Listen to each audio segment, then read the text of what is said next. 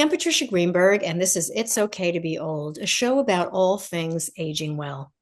My guest today is Diane Heiler, and we are here to celebrate her new book, A Widow's Fire, an intimate memoir of heartbreak, survival, and moving on. Welcome, Diane. Thank you. Good to be here. I asked you here today to share your story because your resilience is astounding. You were the primary caregiver to your beloved husband, Al, through his long battle with cancer, and you talk extensively about anticipatory grief. Tell us what that is and what you did to cope. Well, it came as a surprise. I had never heard of it before. Of course, I'd never been in a situation where I was taking care of someone who was in the stages of dying. And it took a therapist to finally talk to me and explain to me what I was going through. I was trying to be strong for my husband and keep a pleasant look on my face, but it's kind of hard. I would duck out to my area by the pool and just break down. But she explained to me what I was going through was anticipatory grief. So I was in the stages of grief before my husband died. I knew he was going to die, and I was trying to act as though we were going to make it. But in reality, I knew we weren't. So I had started the grief process well, at least a year before he actually died. Didn't understand why I was jumping to that stage, but I did. And I thought that because I had grieved so much and so long during his last year, that my grief period would be shorter. Not so, not so. You still go through all the stages of grief. Were the doctors encouraging you, or the doctors were crystal clear that he had a finite amount of time left? They were very clear. Our very first meeting, um, the doctor said 4 to 6 months. I'm an optimist. I'm always very positive. When he said stage 4 lung cancer, and he's got 4 to 6 months, I I immediately said, "But we caught it early, didn't we?" And he looked at me stunned, and I can understand that um, because here I am still the optimist, thinking, "Well, we're here so early. We've just discovered it. Surely there must be something out there." Um, he did say, with treatment, which cannot cure him, will buy us time. And we said, how much time?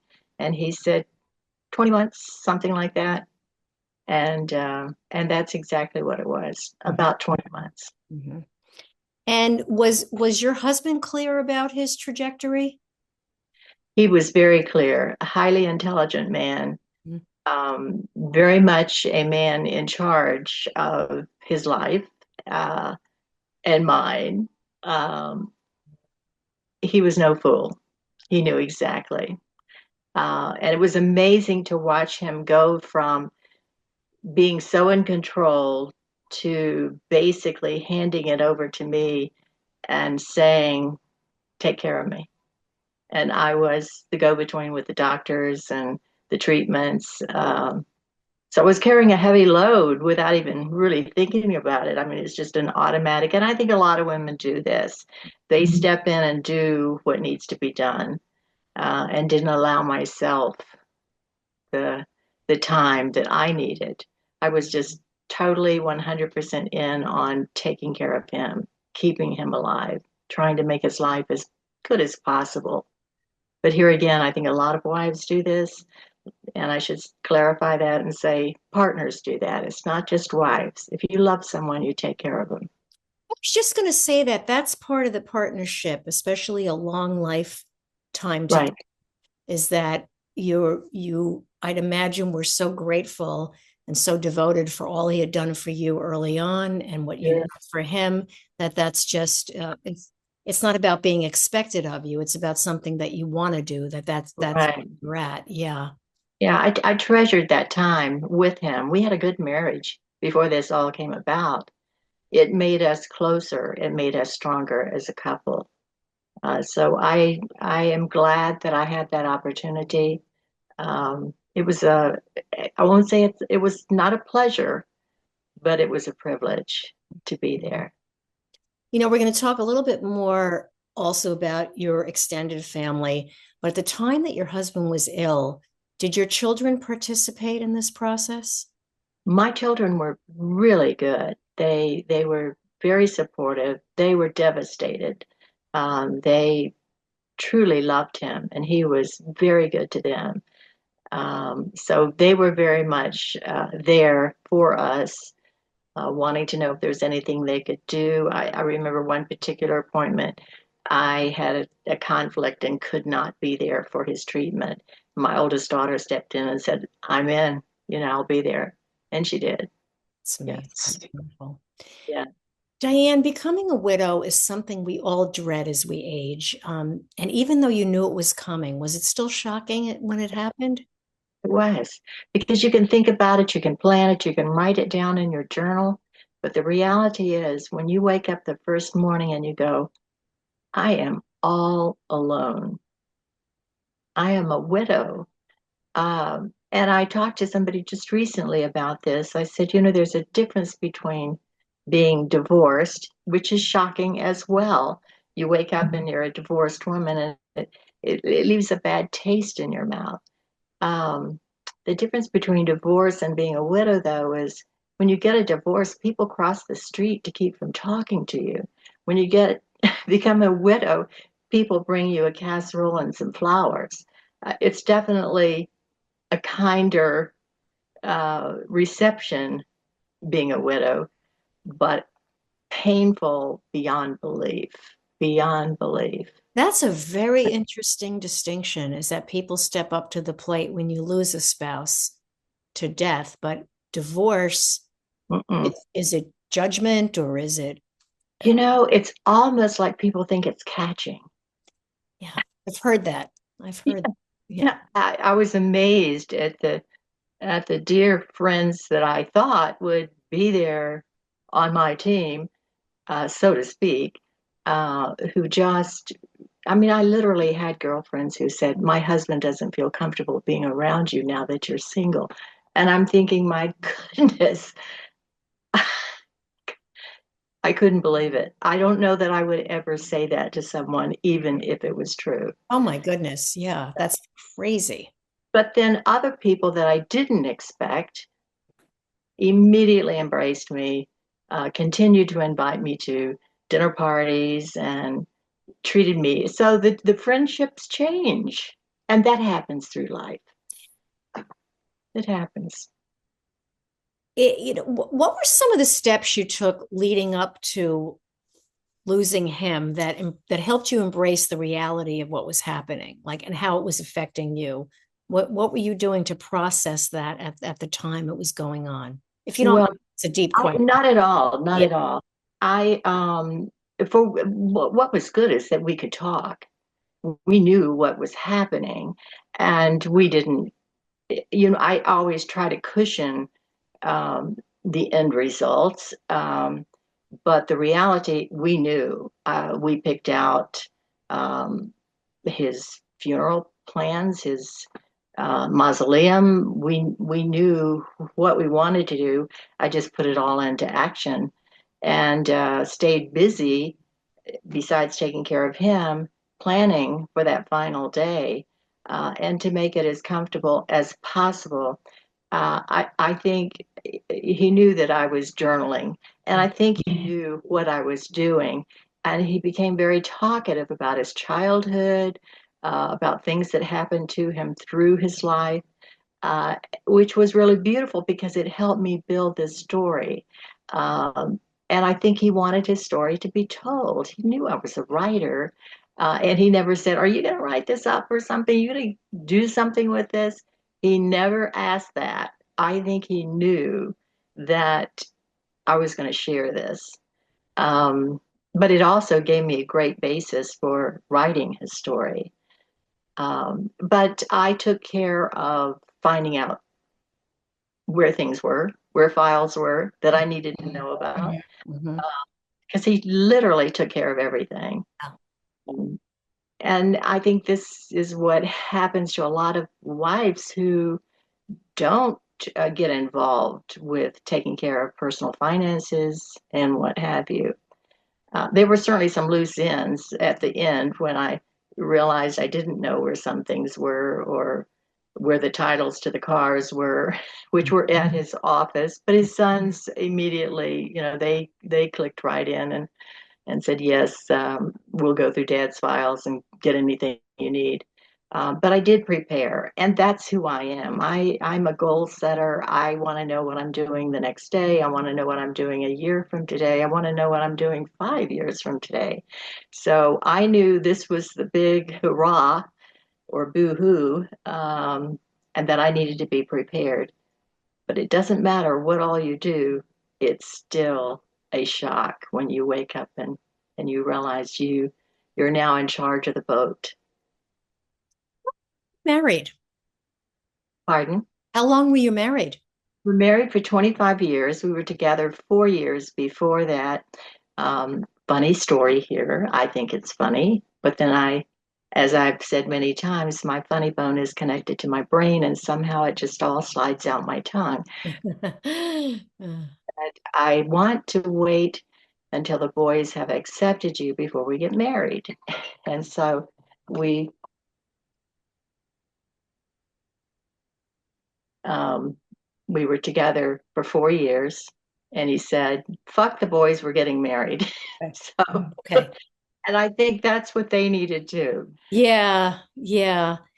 And were you had children and he had children and then you got married? I had 4 children, Oh, wow. Oh, 2 children, and all of them adults. yeah. So I had no children at home. I had a Yorkshire Terrier. Okay. And he told me one day, he said, I don't do dogs. Okay. And I said, well, I have a Yorkshire Terrier, and we're either coming together or we're not coming at all. And I said, I have yet to meet a man who jumps up and down and kisses my ankles when I come home.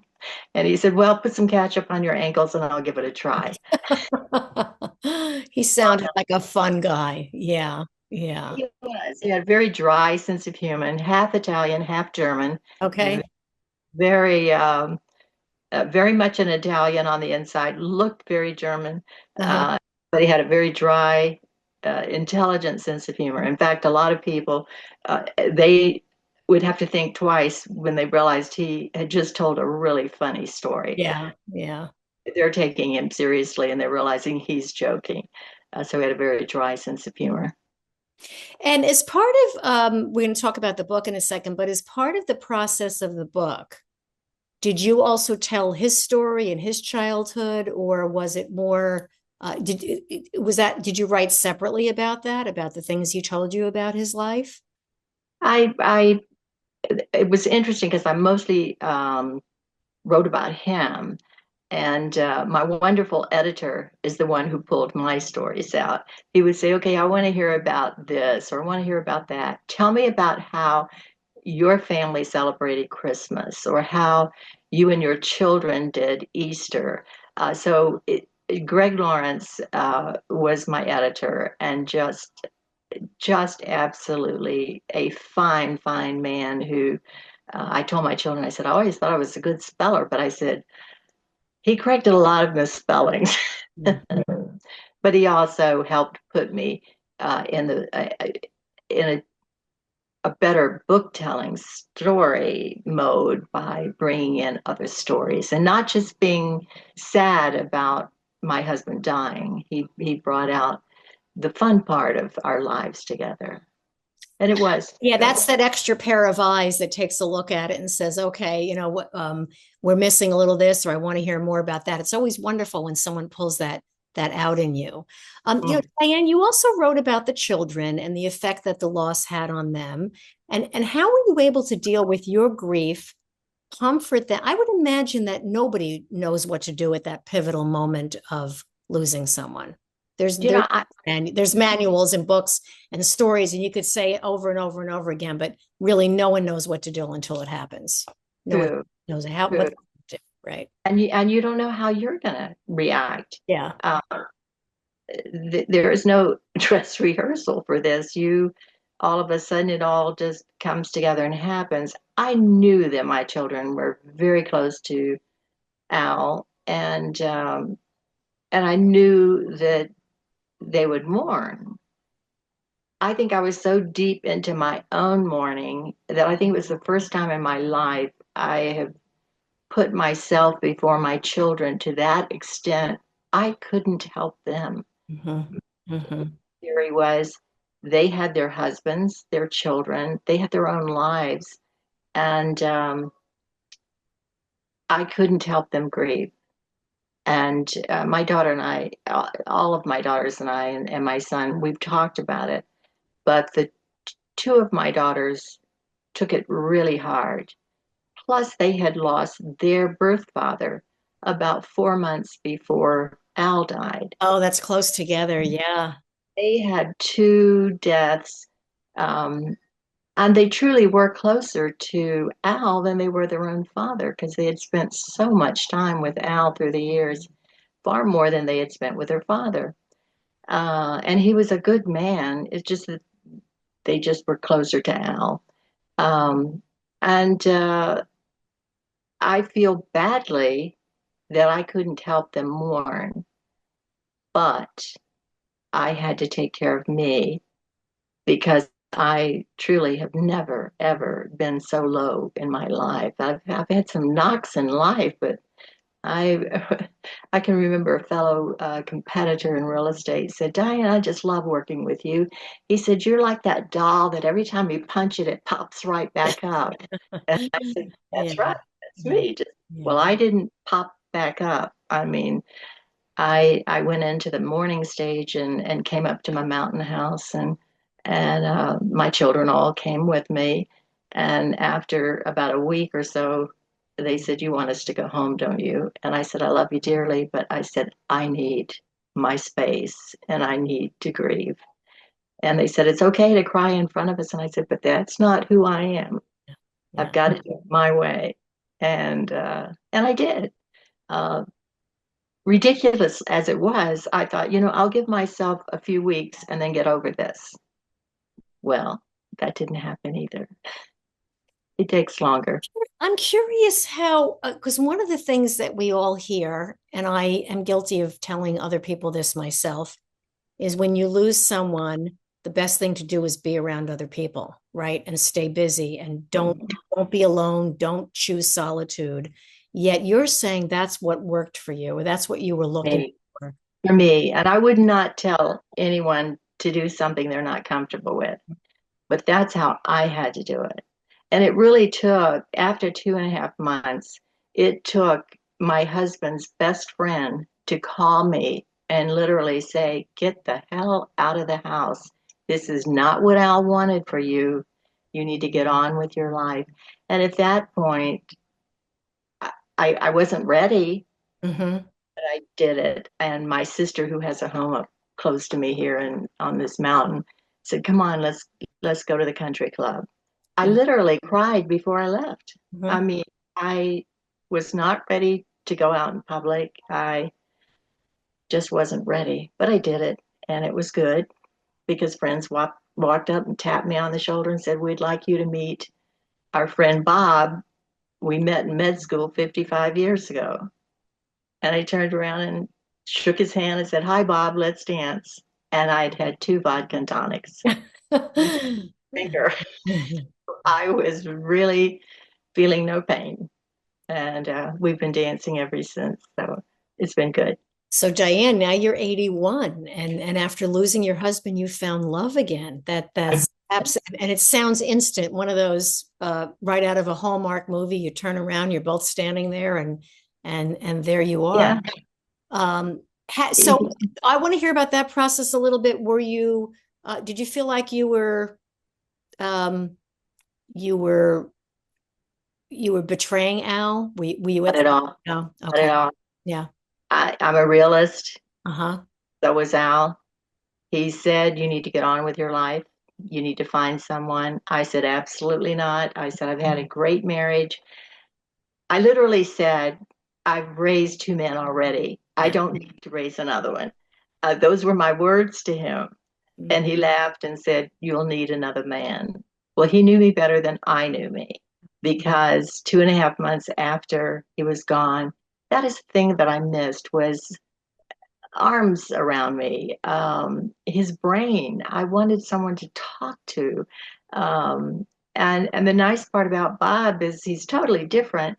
But he called me the next day and he said, I met you last night and you were a little drunk. I'd like to meet you today while you're Oh, is sober. that what he said? That's so funny. That's funny. Yes. And so he came over uh, that evening and we sat on my porch and talked. He had been single for 40 years Wow. and he had been married a couple of times. They had not worked out. And we really just opened up to one another and said what we wanted. He is about 4 months, 6 months older than me. Terribly good looking, very smart, a little bit shy, but delightful. And we really wanted the same things, someone, a partner. I immediately said, I do not plan on getting married again. And I said, you're at the wrong door if that's what you're looking for. And he said, nope, I don't need to get married. He said, I've been single for 40 or so more years. Don't need that, but I would like to have a partner. And Ask you, did you have that? You know how it is when you meet someone new and you have the flutters and you're all excited and you want to go call a girlfriend and say, I met this really cute guy. Did you feel that way when you met Bob? did I felt like a teenager. Yeah. And Yeah. I've never felt like I was 80 years old. Uh, I mean, inside, I'm only 18. Yes. Yeah. I used to dance across the living room floor, tap dancing and saying, I think I'm going to be a tap dancer when I grow up. And the kids would scream, Mom, you're already grown up. Yeah. Yeah. That's I great. did. I felt like a teenager. That's fantastic. Tell me how the kids reacted. They had a hard time. Yeah. I immediately texted all the children, my four and his two boys, and I said, I've met a nice man and I would like to go to dinner. And his two boys were fantastic. They said, had our dad not met you 2 months after our mother died, he would not have had the 30 beautiful years he's had with you. And that, I said, that warms my heart. Yeah. My son and one of my daughters said, we get it. We get it. We just want you happy. But two of the daughters, they had a hard time. And one of them said, Mom, you're too old to have sex. And So, I said, I didn't say I want sex. I just want to go to dinner with him. So that was kind of funny. After she read my book, she said, Mom, I feel like I owe you an apology. I said, no, but they're fine now. They're fine. I think some of the fear of adult children, well, the inherent is that, their parents gone and that's painful. Parent or parent, whatever the status is. But also the fear that someone's going to come along and take your things away from you. Um, take your Yes, take your house, that kind of thing. So getting yes, established there. and it's valid. Yeah. Yeah. It's a real concern. And when he entered your life, he seemed to be on the same page with you, right? You weren't you wanted where you stand today, did you get married eventually? No, Oh, okay. no, Okay. You're not keeping that married, but status. we Yeah, okay. have just as of the past, I guess about 2 months ago, we he sold his home in Raleigh, North Carolina, um, and disposed of a lot of his furniture because I have two fully furnished homes that are overfurnished. Right. So I got rid of some of my stuff, but we have moved him into both my houses in Florida and here in Highlands, North Carolina. And in fact, here's a kind of a funny story.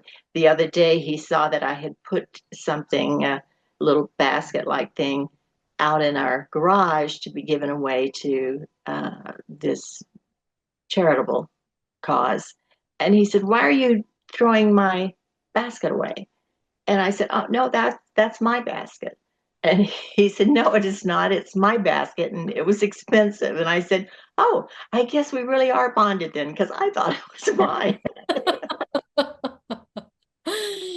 Yeah. Yeah, Yeah, you arrived when you're fighting over things in the house or who it belongs to. That's very funny. That's very, very cute. that's So, you also write that you actually, when you started having the feelings or desire to have a new man in your life, that you looked it up I if did. if normal part of grief. Tell us about that. Well, I was totally puzzled. I'm going, what the heck is going on with me? I really felt very sexual. Uh, and I had not had sex in a long time because of my husband's illness, and he'd had prostate cancer before that.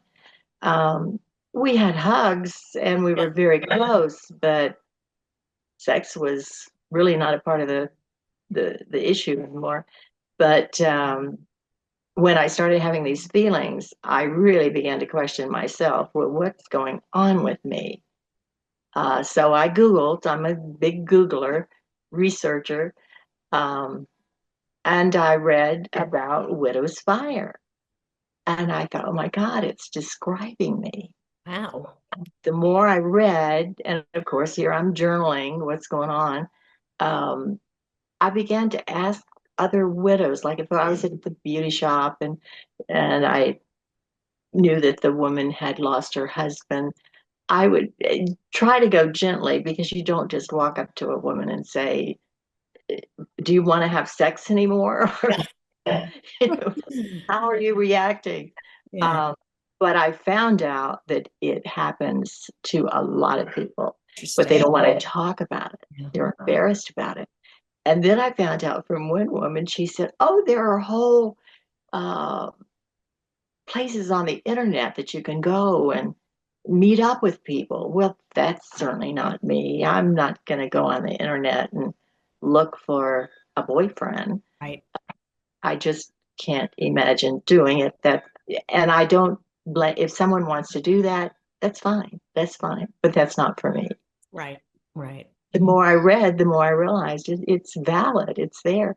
And I was surprised that no one, even the counselor that I had been going to, no one ever said this is a part of the coming out of the, I guess it's coming out of the grieving, but it's a part of the grieving.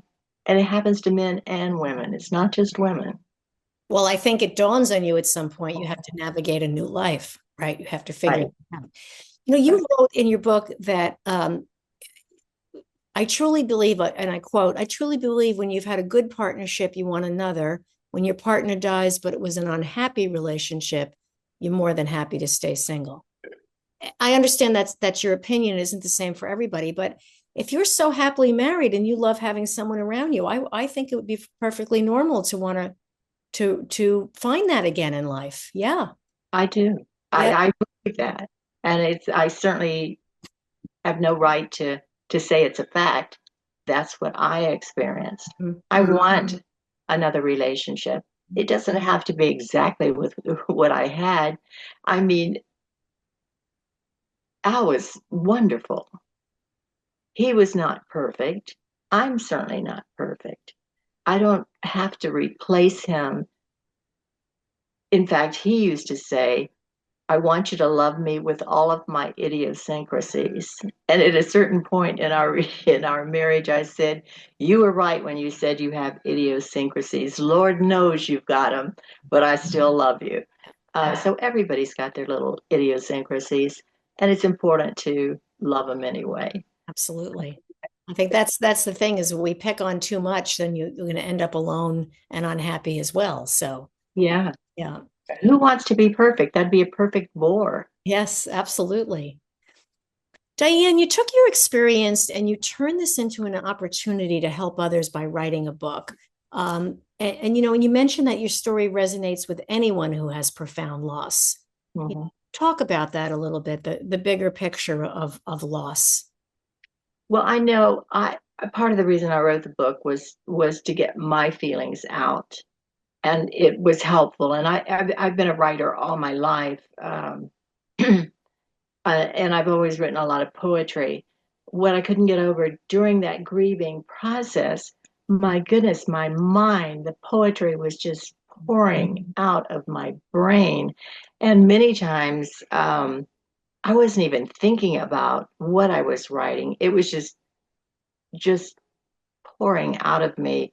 I mean, I'd wake up in the middle of the night and reach over and get my phone and write the poetry that was coming out because I didn't want to. I knew I would not remember it in the morning, and I was writing poetry just constantly, and I think that was part of my healing process. And then one of my husband's friends texted me one day and said, Diane, did you write the poem that was on the back of the prayer card at Al's funeral? And I said, yes, I did. And he said, you are very talented. He said, you have any more? And I said, I have lots more. And he said, send me some. I'd like to share it with a friend.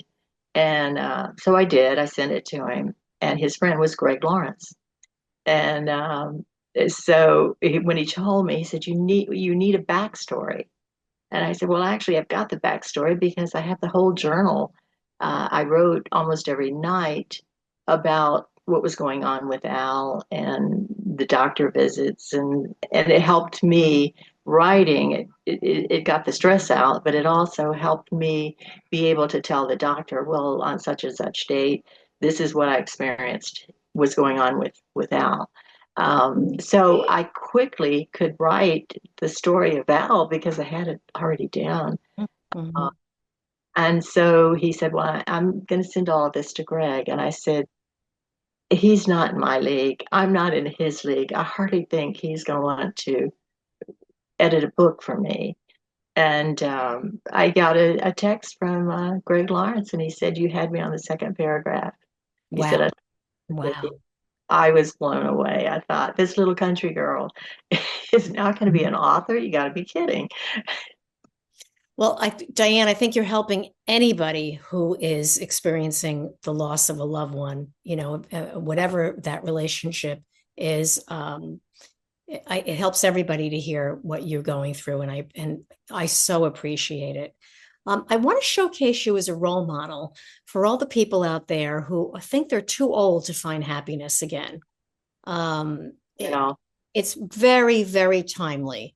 I think we talk about this urgency as we get older, but actually, it's a time to relax and just let things happen mm-hmm, mm-hmm.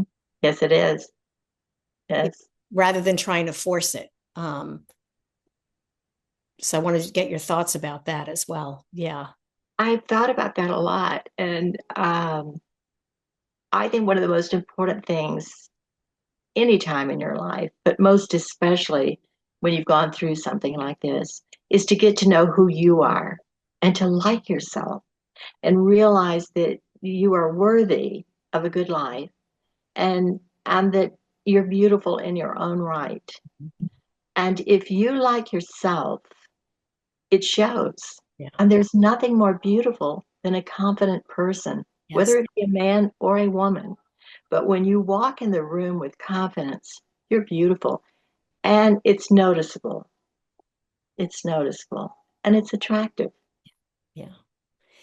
So what I also want to ask you, with the book, how active are you in providing support for others now? Is this something that, you're doing, through your book, you're doing book signings or speaking engagements, much like this, or trying to get not only the word out about the book, but also about the information itself, sharing this information? Well, I'm doing all of that. I really do want to get it out. Um, I've had several people say, "What is your main thrust with your book? Are you trying to make a lot of money or what?"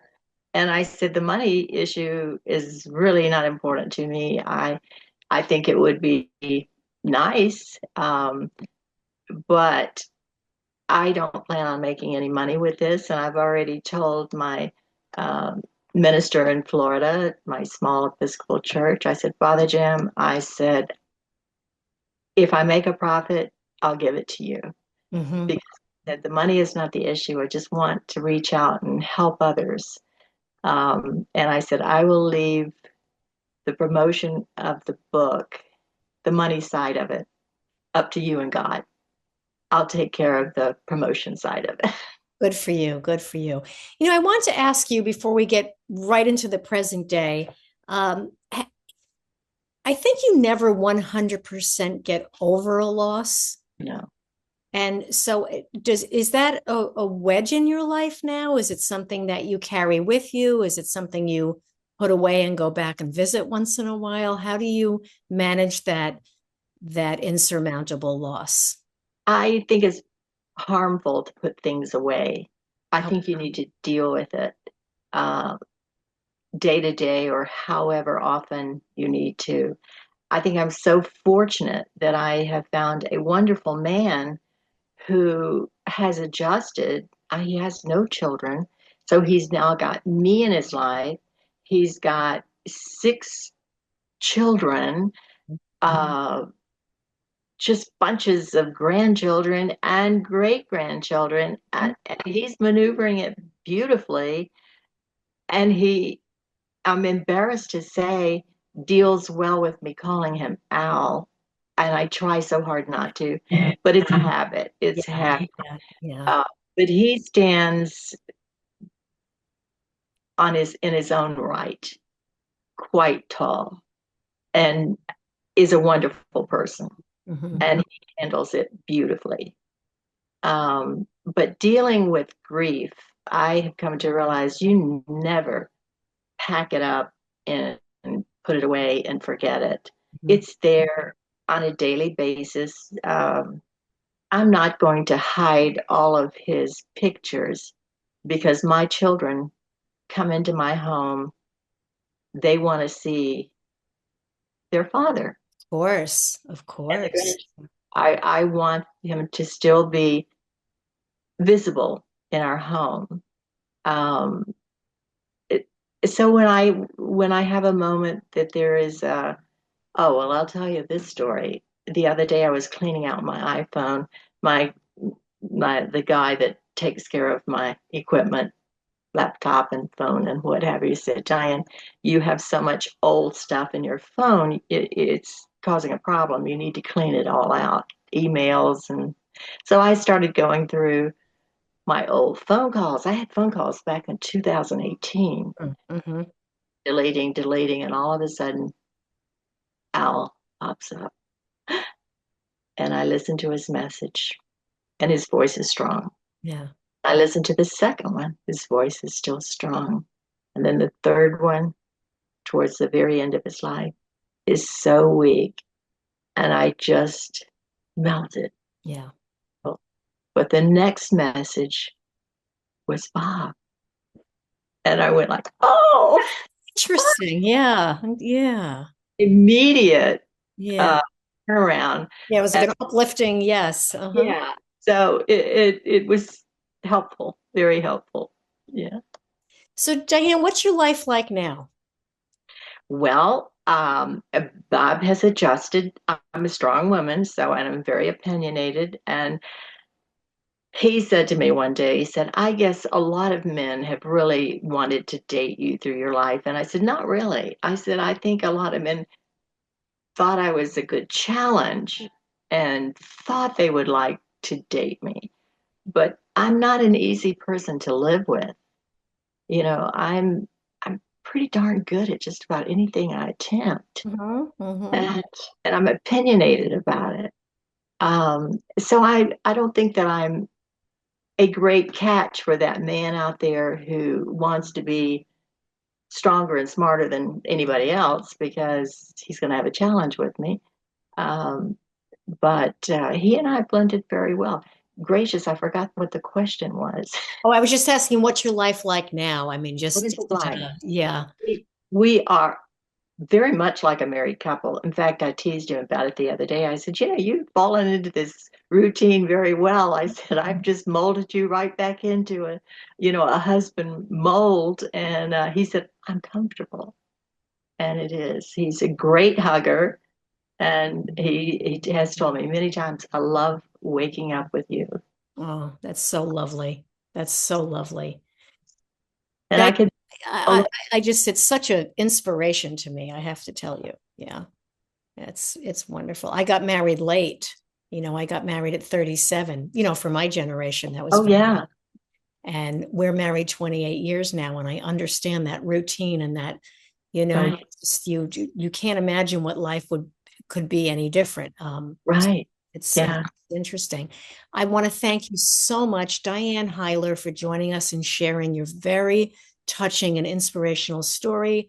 Her book is A Widow's Fire, an intimate memoir of heartbreak, survival, and moving on. It's available on Amazon. I encourage all of you to pick it up and take a look because it's amazing. And lastly, Diane, I ask all my guests, what do you like about getting older? Well, I do think that it's wonderful when you get to a point where you can pretty much say whatever you want, as long as you're not offensive, Yeah. and comfortable with who you are, what you are, and where you're going in life. What more could you ask for? Absolutely, absolutely. And experiencing tremendous happiness in your 80s is just phenomenal. I I tell I don't think anyone knows how to plan their life, right? Things just unravel, but that you're experiencing this now is amazing. Yeah. I tell Bob he's the cherry on top of my life. There you go. There you go. Diane, I wish you the best in many, many, many more years and a tremendous success with the book. And we will post the link on the show when it's up. And again, thank you so, so much for your time. Thank you. Look forward to seeing what's in the future for you as well. Yes, stay in touch. Thank you. I will. And I want to thank all of you for listening to It's Okay to Be Old. Please subscribe to my channel for our engaging discussions on all things aging well. And for feedback and topic requests, please contact me at www.patriciagreenberg.com. Stay well and stay safe. Thank you all.